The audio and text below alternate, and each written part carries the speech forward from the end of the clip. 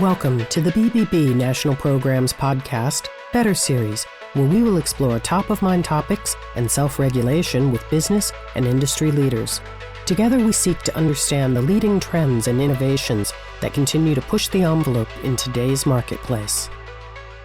Thank you for joining us today on the Better Series podcast. I'm James Lee. Politics has become so expensive that it takes a lot of money even to be defeated. That's what humorist Will Rogers said about political campaigns in the 1930s, well before the advent of television and digital advertising. Imagine what he would think of today's politics. According to the Federal Election Commission, candidates for the United States Senate and House of Representatives spent a record $5.25 billion on advertising in their quest for public office in 2018. Projections for 2020 congressional campaign spending top $6 billion. Add presidential campaign spending to the mix, and 2020 could be the year we see $10 billion spent just on political advertising.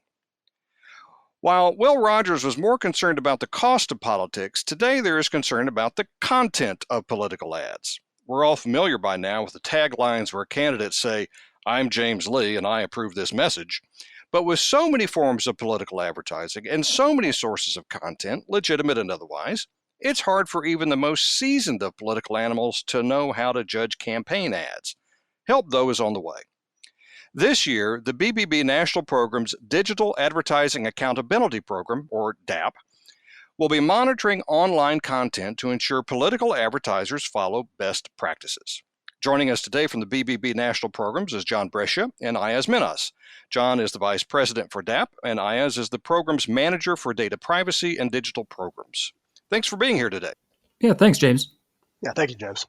So let's get started by sort of setting the boundaries here. When we're talking about political advertising and political advertisers and content, who are we really talking about?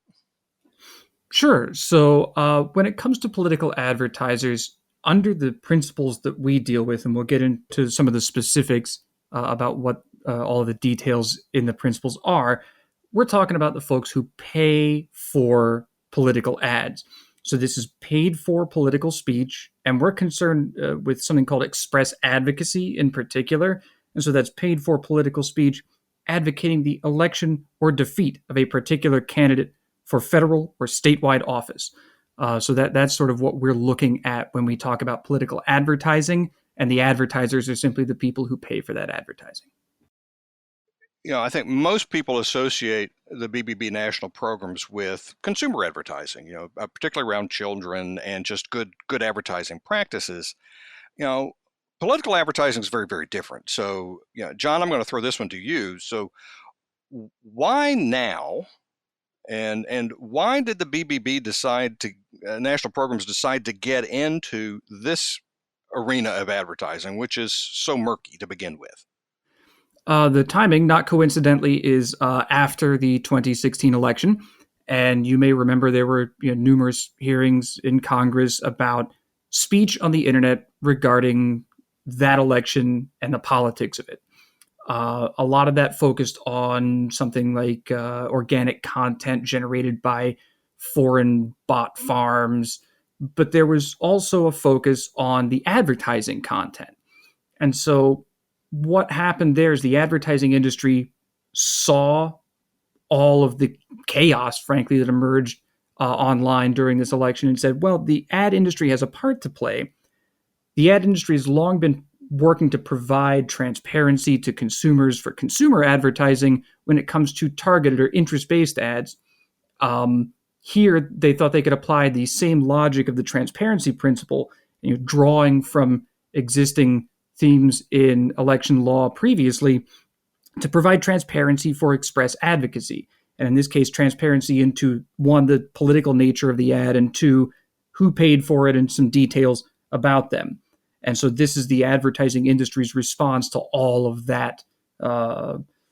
Again, chaos may be the best word for everything that happened. Why BBB National Programs? Well, so the principles that we're going to be talking about today were put together by the Digital Advertising Alliance. They also put together a set of privacy-focused principles, like I mentioned, and we have been the enforcer of those privacy principles for many years now. And it was a natural fit for us to extend into the political ads enforcement world as well.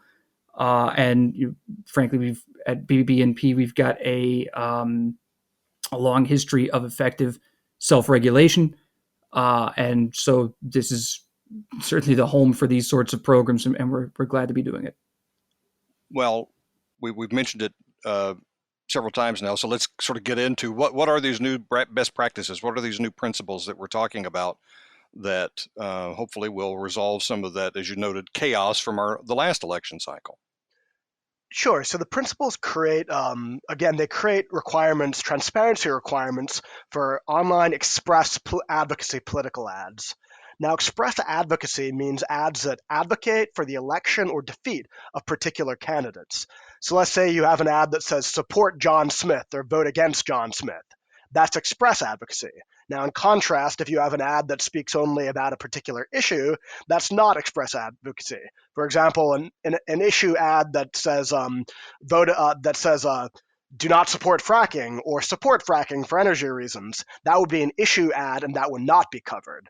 However, if you have an ad that says you should support John Smith because he supports fracking, or you should support John Smith because he's against fracking, that would count as express advocacy. So again, that's for the election or defeat of a particular candidate. Now, with respect to the requirements for these express advocacy ads, political advertisers, that is campaigns or political action committees, or the entities that put out these political ads, they have to work with their ad tech companies and vendors who reach voters online to provide something called enhanced notice and notice. So enhanced notice is essentially a signal, icon, or a set of wording that demonstrates an ad is political. It can come in the form of the DAA's political ads icon, which is this purple triangle icon, or it can be a combination of words and phrases, such as paid for by John Smith for President 2020. Now, this idea of enhanced notice, it follows from the DAA principles' original formulation of enhanced notice, which is a blue ad choices icon or a combination of words and phrases that indicates that an ad represents targeted advertising or that background data collection is occurring for targeted advertising. So this new political advertising enhanced notice, it follows from that original idea. Now, to be compliant, this political ads enhanced notice must function as a hyperlink. When clicked or tapped, it should take users to something called a political ads notice, which is a disclosure that essentially indicates to users important information about who the political advertiser is, the name of that political advertiser, a responsible party like a treasurer or a CEO or a member of the board of directors for that political advertiser, and how to get in contact with that political advertiser. So again, in practice, you see the ad appear. There should be an icon or a set of words and phrases that a user can tap or click on, and it'll take users to that notice that describes information about the origin of that political ad. So from a practical standpoint, then there'll be a visual cue, or there'll be at least words that kind of give you the idea that there's more information you can go to find that. Is that a fair characterization? Yes, I would say that is a fair characterization. So, being the paranoid individual that I am, let's beg the question, because one of the issues that came from the congressional hearings and have been in the popular media ever since is these nation state actors, or just frankly just good old fashioned political campaign tactics, where sometimes you don't want people to really know who you are, and you're trying to mask a little bit of who the man behind the curtain is. How difficult is this going to be for somebody to make it look like they're playing by the rules when they're actually not? Is there going to be a mechanism for people to, like you guys, to make sure people are actually following the rules? Yeah, so that's actually where we come in. We are an enforcement outfit, first and foremost. And so, in addition to the typical way that we have done in the past, where we have directed monitoring of websites or mobile apps done by staff in-house. We also take consumer complaints. All of that will carry over from our privacy work. We'll still do the same thing. But we've got an aggressive sort of set of automated tools and sort of joint computer-human review systems built that will allow us to, at significant scale, review political advertising on the internet and see where there may be discrepancies between what we're seeing and what the principles would require. And one of those things, of course, would be an attempt at sort of deliberate misinformation, right? Where an outfit doesn't just accidentally, let's say, leave off a piece of the notice, or they were unaware of the principles and didn't fully comply, and you talk to them and they're happy to do it, but where they instead put up what looks to be something that's compliant, but it's completely inaccurate. We're keeping an eye out for all of those sorts of things, because part of the issue with any sort of notice requirement is that notices need to be accurate, right? We've gone into that with our privacy work before, and there's no reason to think that wouldn't be a component of our work on the political side. We have campaign finance laws today that govern much of this, and the states all have their own versions of campaign finance laws. So we have federal and state and even some local. Contrast that for me with the rules that we have today and have had versus now what we're talking about with these principles. Sure. So, to start, it's important to understand both the difference between existing election laws and these principles that we're talking about, and also where those things intersect. So first, we could go on for hours on campaign finance law, but I'll be really, really brief and say that campaign finance laws are largely handled by the federal and state governments. Like you said, there's some local interface there as well. And they've traditionally focused on things like contributions and expenditures by certain political organizations, like a candidate for office or a 527 group or a super PAC. So that area has seen a great deal of law and regulation, both imposed and then later rescinded through primarily court judgments related to the First Amendment. And so, again, we don't have enough time to dig into, Buckley versus Vallejo or the latest injunction out of the Fourth Circuit. But what I can say is that, it's important for political advertisers to be aware of these things, obviously. And, campaigns have sophisticated operations to make sure that they're ticking these boxes, no doubt. But just as a PSA, if you're engaged in political advertising, you owe it to yourself to consult a knowledgeable attorney in this area to make sure that you are checking all of those boxes and providing the right disclosures, filling out the right forms, making the right filings based on the right deadlines, because some of those are pretty tight turnarounds. The principles, on the other hand, are different in that they don't carry the force of law. They're self-regulatory. And they're also narrowly tailored to express advocacy. So here, there's a very narrowly defined scope for a very specific purpose. And they're striking really at the core of one of the concepts in American election law, which is transparency. So as we explained earlier, the point is to let voters know who paid for a given ad so they can do things like vet the message against the public reputation of the speaker, or to investigate maybe why, for example, a certain ad that's pro a particular candidate was funded by this particular industry group. That information allows them to dig into those sorts of questions.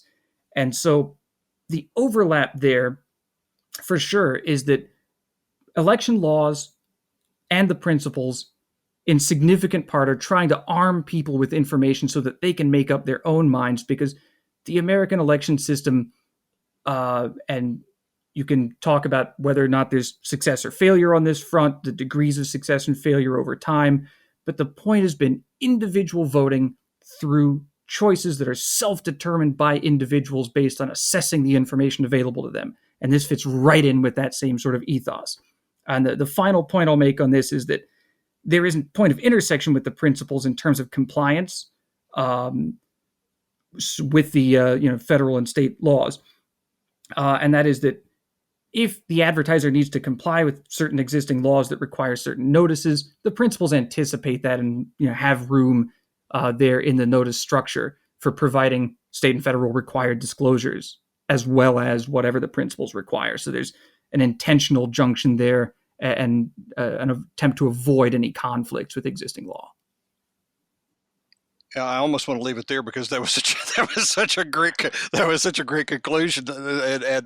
great description of why there's value here. But let's keep going a little bit further, because I do want to explore this concept that there really is value to both a candidate and the candidate's organization, or whoever is making this express advocacy. There is real benefit for them, as well as there's benefit for the voters.